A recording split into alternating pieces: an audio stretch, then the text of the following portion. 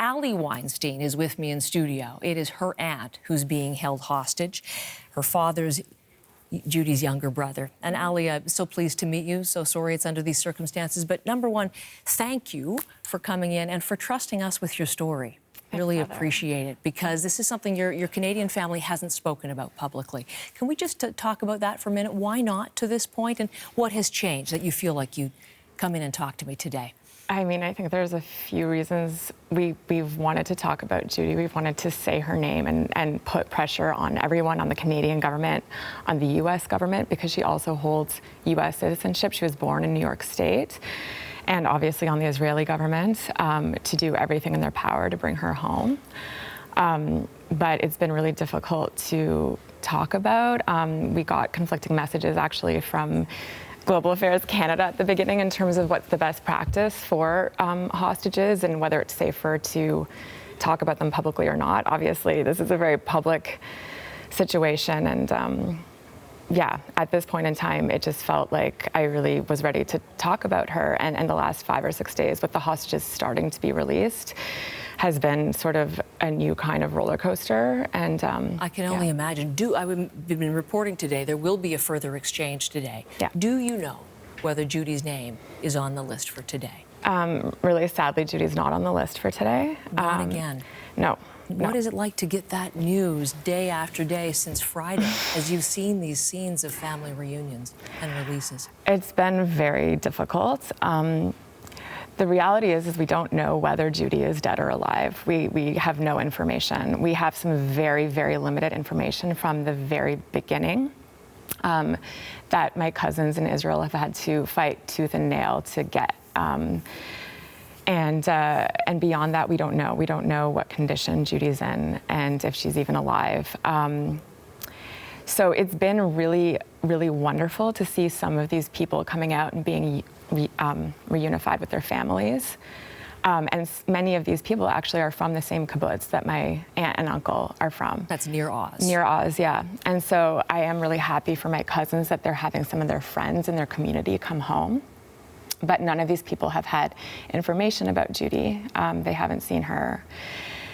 And so with each passing day, it's like we get a little bit of hope as we know that the list is about to be released to Israel and that the families of the hostages are going to be told whether or not their loved one is on that list. And we are waiting, holding our breath for some miracle. And then every day for us, for Judih, that those hopes are dashed, and it feels that much harder to kind of get that hope again each day, but we're trying. In a different way, it would be even worse than all of the weeks that have preceded this, I would think. For me personally, it's been amongst the hardest days of this whole thing, and I think for a lot of my family, it's been a lot of sleepless nights, yeah. So the fact that they are working now, I would imagine feverishly trying to extend this truce for an additional 2 days. Again, there's that flame, that hope that exists. Yeah, and obviously we hope that this ceasefire continues. Yes. Yeah. What you know so far, you said nothing. Has she appeared in any of the footage or any broadcasts or any news footage or anything to give you any idea about where your aunt may be, how she is at this point? Nothing at all? Nothing. All we know is that on October 7th, early in the morning before 7 a.m., well, before 6 a.m., my aunt and uncle went on a early morning walk, which they do every single morning outside of the kibbutz. They texted my cousins just before 7 a.m. to say that there were rockets flying overhead, and they were scared. And then after that, it was radio silence. And since then, my cousins have been able to get information that my Aunt Judih was in touch with a couple of different people. She called for help. She called the kibbutz for help. She called 911 for help. And my cousins have had to pour through hours of footage that has been circulating online, I guess, within Israel, that Hamas themselves recorded as these crimes were being committed, and had to watch all of this to see if there's any sign of their parents. Yeah, and my aunt has not been seen in that footage. So we do know from Judih's phone calls to get help that both of them were shot by... In that first wave of the Hamas attackers? Yeah, it seems as if they were shot around 7 a.m. We believe they would have been amongst the very first people to encounter the And your Hamas uncle, terrorists. did he survive? Based on what my cousins have discovered, we're fairly certain that he was murdered, based on the recordings to 911. My aunt, we know that she was shot in her arm and possibly shot in her face, which is awful to think about. I don't know what that means exactly, but we just don't know. We have no idea. We know that they were never found. And so we know that they are in Gaza, most likely. And being held somewhere. Yeah, exactly. You know, in getting to talk to you today, I've tried to get a sense of your aunt, and her presence is everywhere. She has a very significant social media presence because of the type of woman she is. Teacher, poet, instructor in mindful meditation. She's a puppeteer. Yeah. Tell me about your Aunt Judy, so we know her better. Yeah. She's everything that you described. She's an incredibly creative person.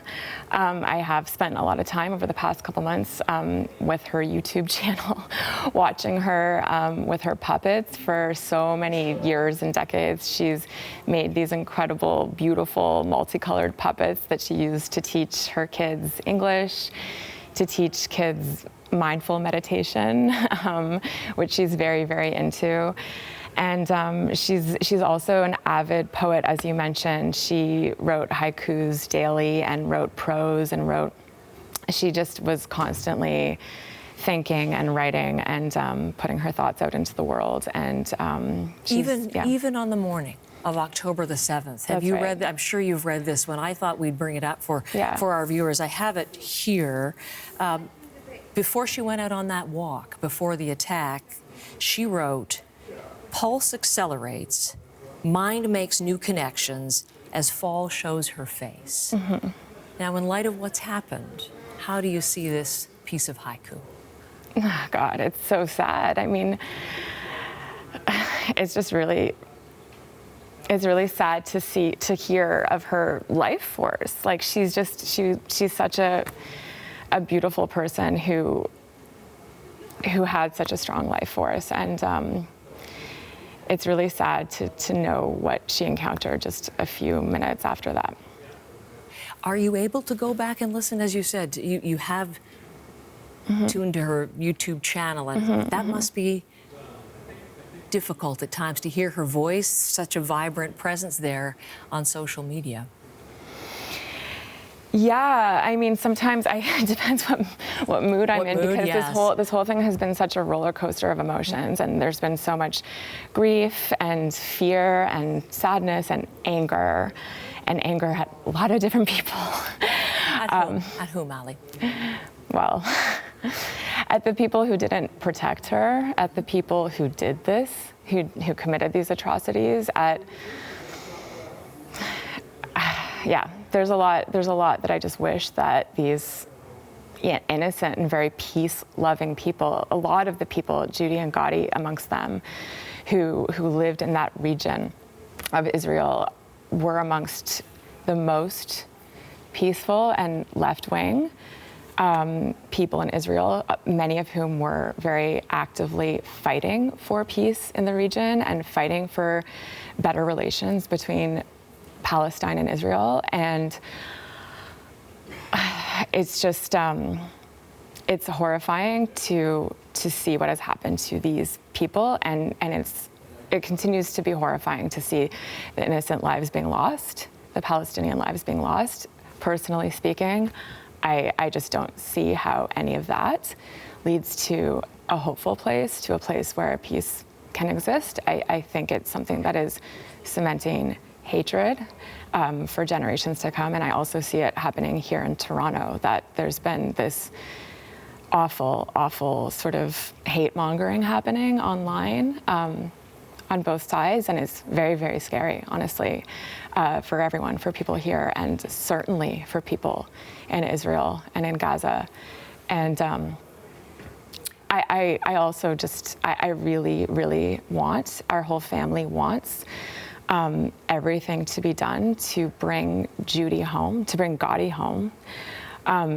So the images that we looked at of the families who are still trying to keep up the pressure, to keep going with negotiations to bring them home, that's clearly a focus and a priority still. Is your family in contact with some of the other hostage families and working to maintain that pressure? Yes, my family in Israel, my cousins in Israel have been speaking. I mean, this kibbutz, like the people on Nir Oz, that kibbutz is something like 400 members, and a quarter of them were either killed or taken to Gaza. My cousins, it's like their whole entire lives have changed. It's their parents who are missing and murdered, and their whole entire community. And so, yeah, they have been closely in touch with the other members of the kibbutz, the survivors, and the people who have been coming back, and trying to get information about Judih. Like I said, nothing. Yeah, there's still nothing. For your family, the conversations that you're having within your family, you have family overseas, family in Israel, obviously. What kinds of discussions are you having, and how are you not dealing with, but what are you doing to get through these days as you seek the information, but as you look to that outcome that you're seeking? That's a really good question. It's been crazy. It's been, we're talking a lot about Judih. We're sharing in our grief. It's crazy that, unfortunately, all of this like horrific stuff, it's hard just to focus on Judih when conversations become so political and so heated all the time. It's that part of it's quite difficult. And yeah, I've been trying to seek out, friends and support and people who have space to listen to this fear and this grief, because it's such a high intensity issue. It feels as if it's hard to find places just to like focus on the humanity of it, honestly. Yes. I'm wondering, in that time, as you mentioned at the beginning of our conversation that you still don't even know if she's alive. Yeah. And we've been under the premise that she is a hostage and is being held and is alive somewhere. But when you said that to me earlier, I was struck by a thought for the family of Vivian Silver. They believed that she was a hostage and found out after the fact confirmation that she in fact had been killed. Yeah. That's a dark reality. Is that a prospect that your family is actively having to consider? That's a fear that I have had for Judih for a long time. But I just don't know. I think that Judih and Gaudi's situation was ever so slightly different than Vivian's, although I did feel for weeks and weeks so connected to Vivian Silver's family from afar, even though I don't know them. But yeah, the thing is that we don't know. I think that there is a real chance that she is alive somewhere in Gaza. The problem is right now, I mean, it seems like it was so chaotic, of course. Right now, I was just told this morning that my cousin found out from trying to contact the Red Cross that the Red Cross doesn't seem to have her and my uncle on their internal list. And I don't know what that means exactly. But it seems as if there's so much confusion about who's even there. They've been in charge of facilitating the transfer from Hamas to Israel. So there are lots of lists. Who notifies, who negotiates, and then who then deals with the transfer. Yes, and they also, have been saying and promising that they are going to go into Gaza and get medical attention to the remaining hostages. And they've not been given that access yet. They've told us on this program. Okay, yeah. But they continue to seek that, which would be reassuring, I'm sure, for the family, but they haven't yet. So there are many things that are fearful and that are concerning, obviously. Can we spend a moment or two in the land of the hopeful? Given how you described your aunt and the soul and the spirit there, in your hopeful moments, how are you imagining her in this time of captivity? My family has been thinking a lot about how she would be using her years and years of mindful meditation practice to get herself through this, to keep herself in a place of calmness and rationality. And we've also imagined that if she is with anyone else, if she's with any other children or any other residents of her kibbutz, that she's helping them through it as well and keeping them calm and sharing her words of wisdom and love with them as well. I don't know her, I've just met you, but in reading about her, that's exactly what came to mind, that she has an extraordinary set of tools, that if the circumstances are in her favor, That's true. they'll help. Yeah, I agree. I agree. I hope. Yes, I hope so too. Thank you. Thank you so much, Heather. And we'll be in touch. Thank you. Allie, thanks.